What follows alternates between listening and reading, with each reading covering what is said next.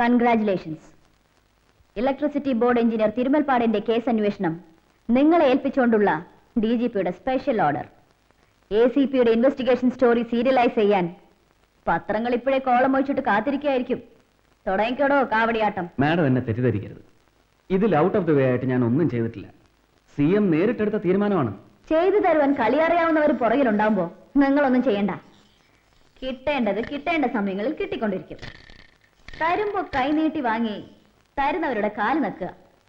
നക്കുന്നത് പ്രേമിക്കുന്ന പെണ്ണിന്റെ കാലാവുമ്പോ അതിന് സുഖവും മധുരം കൂടും അല്ലേ? ഫ്രസ്ട്രേഷനും ജലസുമാണ് നിങ്ങൾക്ക്. പ്രായം ഉറഞ്ഞിട്ടും ആൺകരുത്തറിയാത്തതിന്റെ ഇവിടെ വന്ന് ചാർജ് എടുത്ത അന്ന് മുതൽ കാണുന്നതാണ് നിങ്ങളുടെ ഈ ചൊറിച്ചിൽ. അതിന് എന്റെ കയ്യിൽ മരുന്നില്ല. I'm sorry madam, I can do nothing about it. I'm helpless. Get lost. ഈ തൊപ്പിയും തലയിൽ വെച്ച് ഈ കസേരയിൽ ഇരിക്കാൻ നിങ്ങൾക്ക് യാതൊരു യോഗ്യതയുമില്ല. ഒരുതരം തേർഡ് റേറ്റ് ചീപ്പ് മെന്റാലിറ്റിയാണ് നിങ്ങൾക്ക്. ആർക്കോ വേണ്ടി തുള്ളുന്ന വേസ്റ്റ് നിറച്ച റബ്ബർ പാവ. അങ്ങനെ ഒരു പാവയുടെ മോസ്റ്റ് ഒബീഡിയന്റ് സബോർഡിനേറ്റ് ആയി വാപത്തി നിൽക്കാൻ എന്നെ കിട്ടില്ല. It's for your kind information madam commissioner.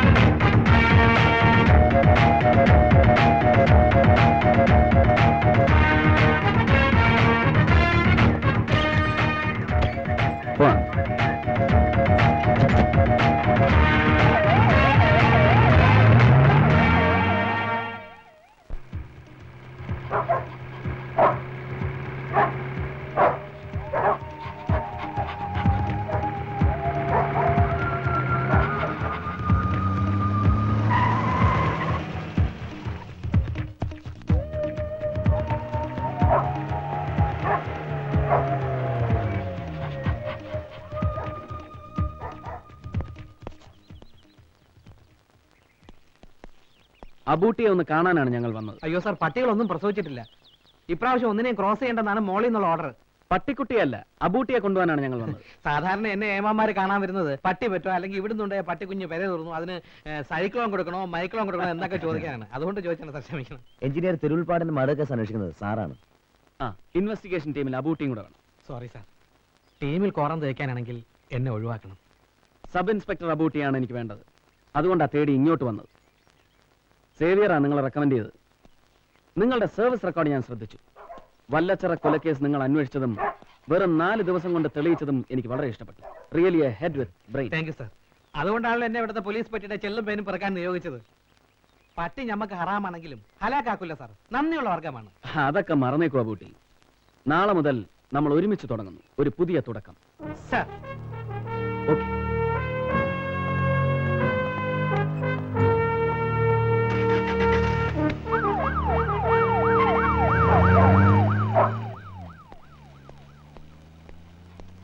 Hi Bruno, നാളെ മുതൽ ഞാൻ വീണ്ടും നായ്ക്കളുടെ ഇടയിലേക്ക് പോവുകയാണ്. പടച്ചോൻ കാത്താൽ ഇനിയും ഇങ്ങോട്ട് തന്നെ വരും. പോട്ടെ മക്കളെ.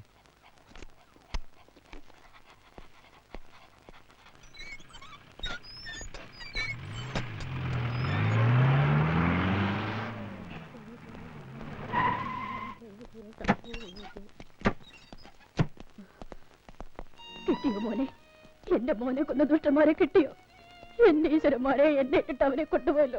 അവനെ കൊന്നതാ മോനെ, പാറവടിക്കാർ അവനെ കൊന്നതാ. എനിക്ക് നിശ്ചയുണ്ട്. അമ്മേ, അമ്മയ്ക്ക് അകത്തേക്ക് പോവാമോ? ഞങ്ങൾ ചോദ്യം ചോദിച്ച് ബുദ്ധിമുട്ടിക്കാമെന്നാണ്. തിരുമുൽപ്പാട് കേസിനെ സംബന്ധിക്കുന്ന ചില ഇൻഫർമേഷൻസ് ഞങ്ങൾക്ക് വേണം. അത് നിങ്ങൾ തന്നെ പറയണം. അകത്തേക്ക് ഇരിക്കാമല്ലോ? വരൂ. RD നായനാർ സാറാണ് ഇനി ഈ കേസ് അന്വേഷിക്കുന്നത്. അറിഞ്ഞു, പത്രത്തിൽ വായിച്ചു. സാറെങ്കിലും ഇത് തെളിയിക്കണം. സാറെങ്കിലും ഇത് തെളിയിക്കണമെന്ന് പറഞ്ഞാൽ മറ്റാരോ ഇത് തെളിയിക്കാൻ ശ്രമിച്ചിരുന്നില്ല എന്നല്ലേ? കമ്മീഷണർക്ക് എങ്ങനെയെങ്കിലും ഈ കേസ് വൈൻഡപ്പ് ചെയ്യാനായിരുന്നു താല്പര്യം. അതാണ് അവരുടെ താല്പര്യം തോന്നാൻ പ്രത്യേകിച്ച് എന്തെങ്കിലും കാരണം? അവരങ്ങനെ പെരുമാറി. ഓ,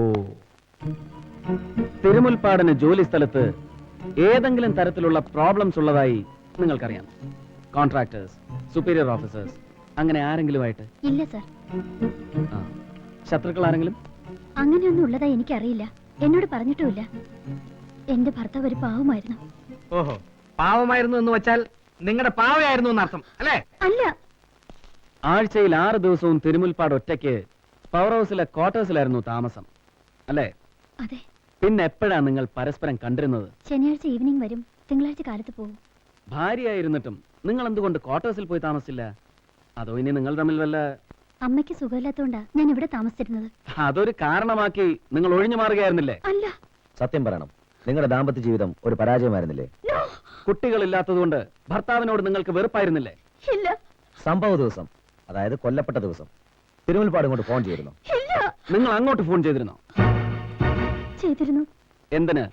വരുന്ന സമയം കഴിഞ്ഞിട്ടും കാണാത്തപ്പോ ഞാൻ ഡാംസെറ്റ് ഓഫീസിലേക്ക് ഫോൺ ചെയ്തു. ഉച്ചയ്ക്ക് അവിടുന്ന് പുറപ്പെട്ടെന്ന് പറഞ്ഞു. ആര് പറഞ്ഞു? രാംദാസ് പറഞ്ഞു. ആരായി രാംദാസ്? അദ്ദേഹത്തിന്റെ കൂടെ വർക്ക് ചെയ്തിരുന്ന എഞ്ചിനീയറാ. അയാളുമായിട്ട് നിങ്ങൾക്ക് എന്താ ബന്ധം? Family friend. വെറും ഫാമിലി ഫ്രണ്ട്? അതിലപ്പുറം ഒന്നുമില്ല?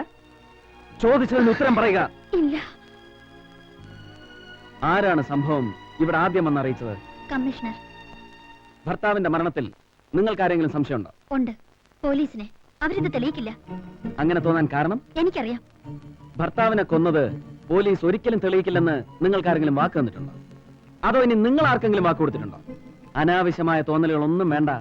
ഈ കേസ് തെളിയിക്കും. ആവശ്യമുള്ളപ്പോഴൊക്കെ ഞങ്ങൾ വരും, നിങ്ങൾക്ക് ബുദ്ധിമുട്ടായാലും.